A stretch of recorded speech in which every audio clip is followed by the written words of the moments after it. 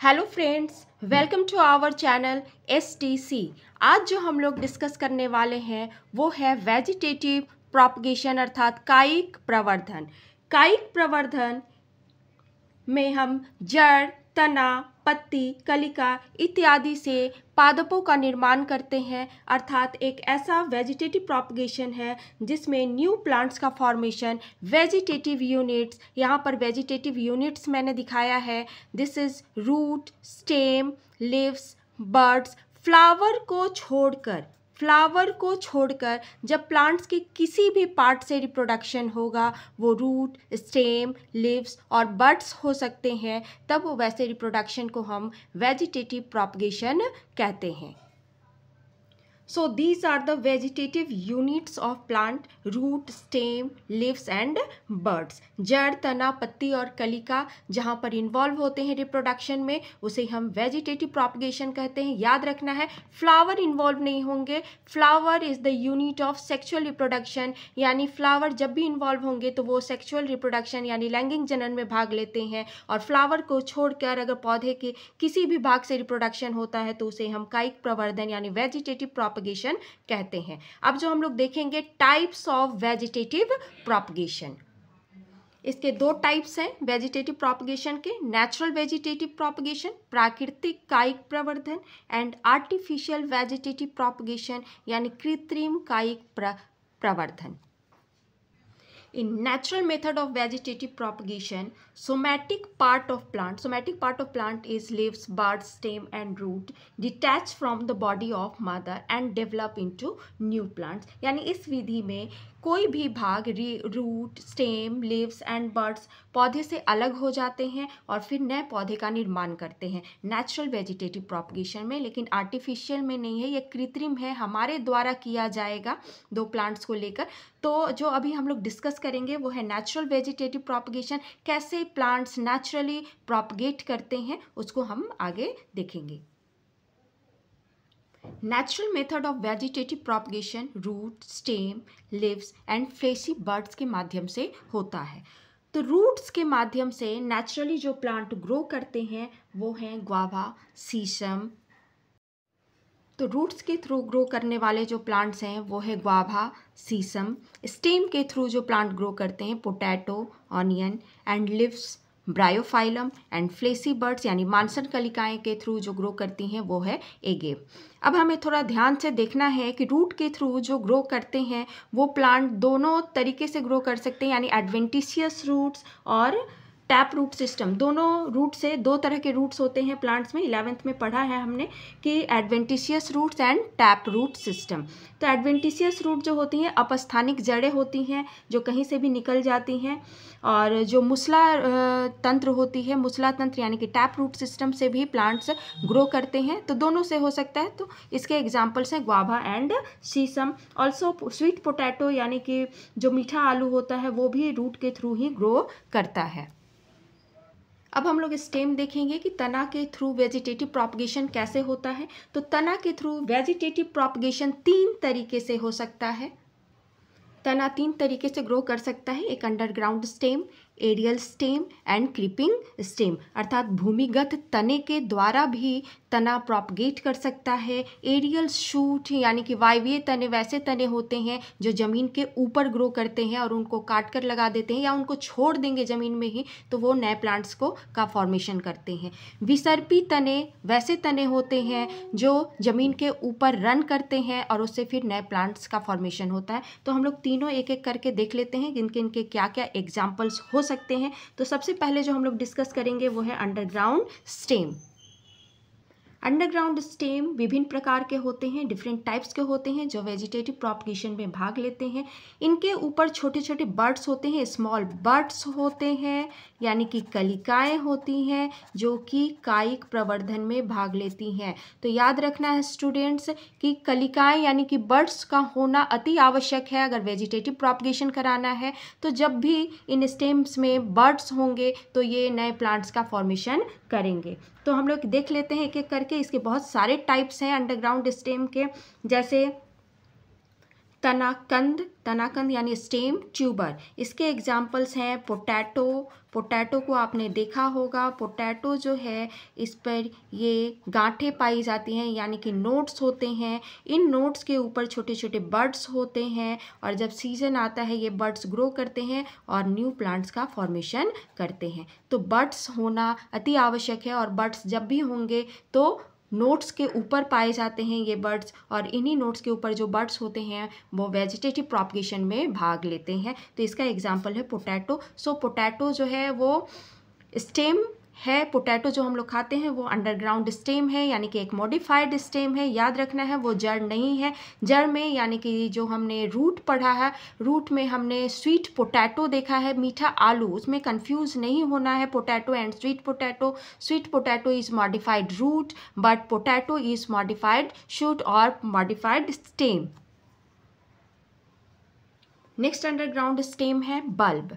Bulb का example है onion and garlic यानी कि प्याज एंड लहसुन। ये भी अंडरग्राउंड स्टेम है यानी कि भूमिगत तने हैं। ये प्याज यानी कि जो अनियन है वो जब ज़मीन के नीचे जाता है तो उसमें फूड स्टोर हो जाता है, भोजन संचित हो जाता है और वो मॉडिफाइड हो जाता है, फूल जाता है, स्वलन हो जाता है। और इसमें भी बर्ड्स प्रेजेंट होते हैं जो समय आने पर न्यू प्लांट्स का फॉर्मेशन करते हैं।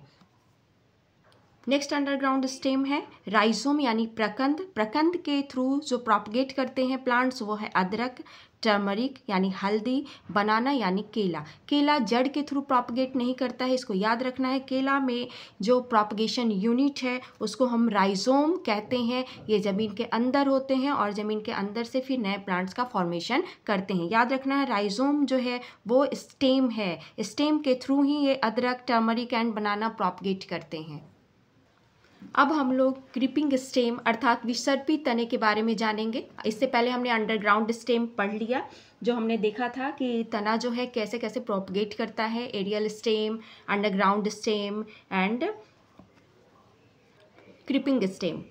क्रीपिंग स्टेम 3 तरीके से प्रोपगेट कर सकते हैं। वो है ऊपरी भूस्तरीय अर्थात रनर्स, भूस्तरीय अर्थात स्टोलॉन्स एंड भूस्तरीय यानी कि ऑफसेट्स के माध्यम से प्रोपगेट कर सकते हैं। तो हम लोग रनर्स के एग्जाम्पल देख लेते हैं। रनर्स के एग्जाम्पल ग्रास कैसे प्रोपगेट करता है।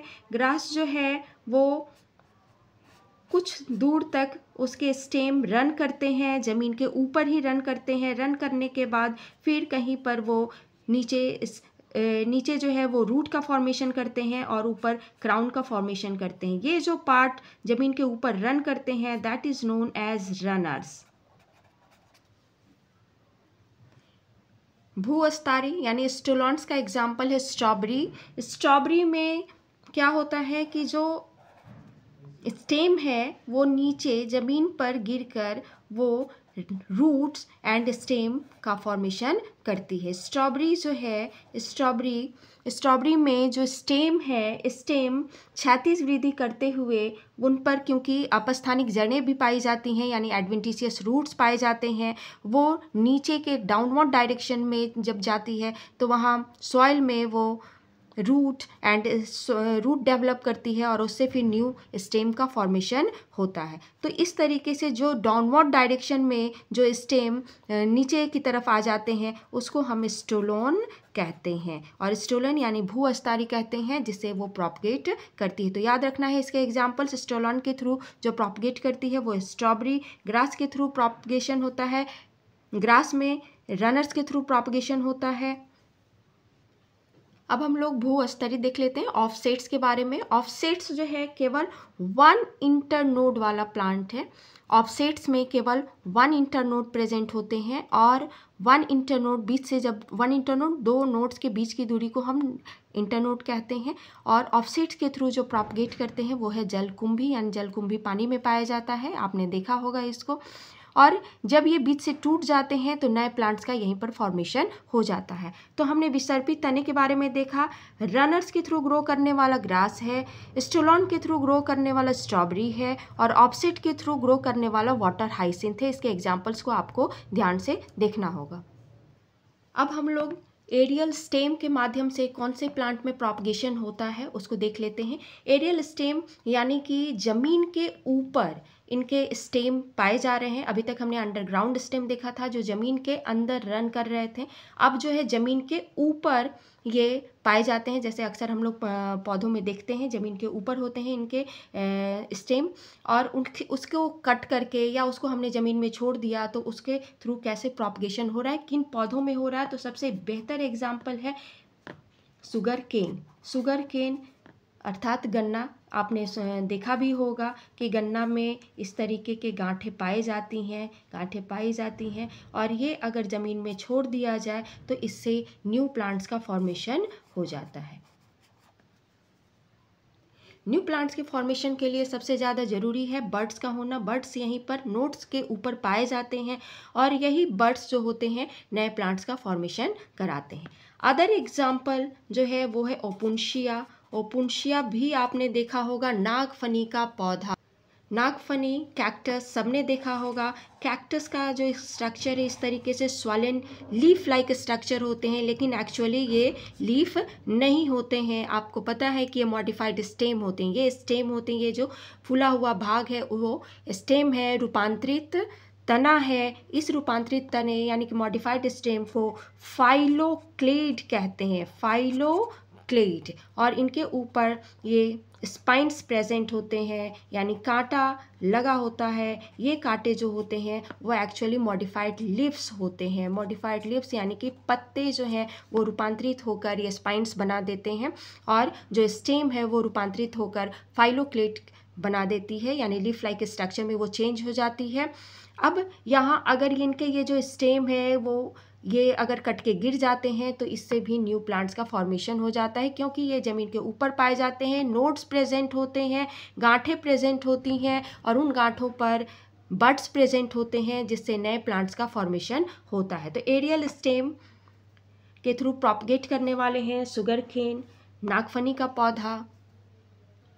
अब हम लोग लिव्स के थ्रू कौन कौन से प्लांट प्रोपगेट करते हैं उसको देख लेते हैं। लिव्स के थ्रू प्रोपगेट करने वाले हैं बिगोनिया, ब्रायोफाइलम अर्थात पत्थर चट्टा। लिव्स यानी लिव्स अगर वो सॉइल में गिर जाते हैं तो उसके थ्रू नए प्लांट्स का फॉर्मेशन हो जाता है। तो अगर हम पत्थर चट्टा यानी कि ब्रायोफाइलम का एग्जाम्पल लें तो देखते हैं कि ब्रायोफाइलम के लीव्स में इस तरह की खांचे बनी होती हैं, गड्ढे पाए जाते हैं, नॉचेज प्रेजेंट होती है। इन नॉचेज पर छोटे छोटे बर्ड्स प्रेजेंट होते हैं। नॉचेज पर ये बर्ड्स प्रेजेंट होते हैं स्टूडेंट्स, और इन्हीं बर्ड्स में न्यू प्लांट्स, जब फेवरेबल कंडीशन आता है, न्यू प्लांट्स इन्हीं बर्ड्स पर आ जाते हैं। इन्हीं बर्ड्स के ऊपर नए प्लांट्स का फॉर्मेशन हो जाता है और यही नए प्लांट्स जब यहाँ लिफ्ट से झड़ के नीचे सॉइल में गिर जाते हैं तो नए प्लांट्स का फॉर्मेशन करते हैं। इस तरीके से लिफ्ट्स के थ्रू जो प्रोपगेट करने वाले प्लांट हैं वो है बिगोनिया एंड पत्थर चट्टा। अब नेक्स्ट जो है मालसन कलिकाएं के थ्रू कौन कौन से प्लांट प्रोपगेट करते हैं, यानी कि बल्बिल्स। उन फ्लेसी बर्ड्स को हम बल्बिल्स कहते हैं और बल्बिल्स के थ्रू प्रोपगेट करने वाली दो प्लांट्स हैं एगेव एंड ऑक्सैलिस। अब आप सोचते होंगे कि ये मांसल कलिकाएं क्या है, तो उसमें चिंता नहीं करना है डियर स्टूडेंट्स। ये मांसल कलिकाएं, अगर ये कोई प्लांट है, ये प्लांट है और इसकी नीचे ये जड़ें हैं, तो यहाँ ये स्टेम के पास ही ये थोड़ा बड़ा बर्ड्स, थोड़ा दिखने वाला बर्ड्स जो है अराइज हो जाता है, फ्लेसी बर्ड्स। इन्हीं फ्लेसी बर्ड्स को हम बल्बिल कहते हैं। फ्लेसी बर्ड्स, वैसे तो बर्ड्स बहुत छोटे होते हैं लेकिन ये बर्ड्स थोड़ा सा फ्लेसी हो जाता है।